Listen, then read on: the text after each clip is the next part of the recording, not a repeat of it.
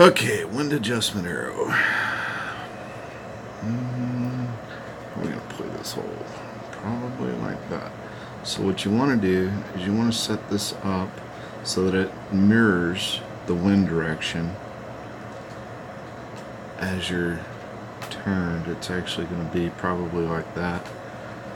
What it's going to do is it's going to counteract the second and subsequent bounces of your ball. So it's going to add a little bit more adjustment just for the second bounce. But you have to be careful that the first bounce doesn't get you in trouble with the over adjustment. So because the wind's going to be behind me a little bit, it's going to add a little bit more to my adjustment. So let's go 4-9. Oh yeah.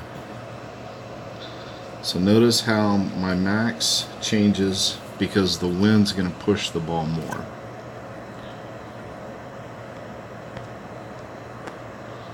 This ought to be an interesting shot.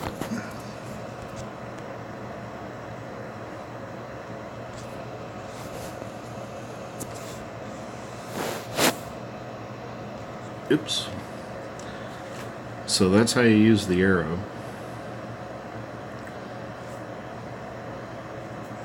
And if it hadn't been great, it would have been right on line.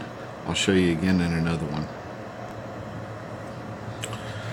Okay, so here we are back again. 4-9. It's going to be, so you have to line up your shot. And if you'll notice, so it wants me to adjust 3-6, but a normal adjustment would be 2-9. But because it's into the wind, I need to adjust 3-6. So I'm going to back up just a little bit. Right about there. And now we'll go, it's not quite max, so we're going to go 3-1. Something like that. And of course hit it great right. I'm hitting the ball great today, which is not good. I'll see you in the shootout. Okay, so here we are going to the shootout, one of my favorite holes, but I usually don't use this wind adjustment needle. Here. Let's go there. Now, this is really a level hole. A lot of people play this 20-30% adjustment, but it's really not. It's really a level hole. So what you're doing is you're over adjusting for the wind in order to compensate for that second effect.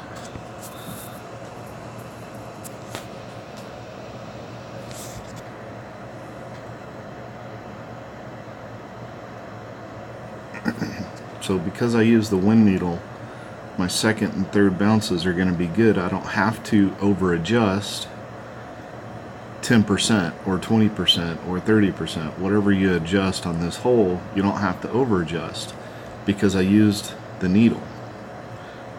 And it was what, 6-4?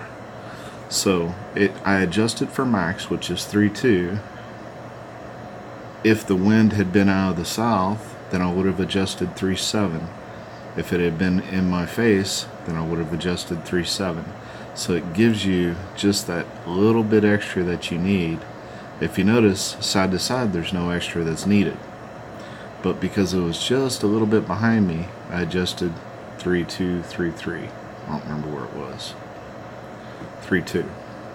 So that's how you use the needle.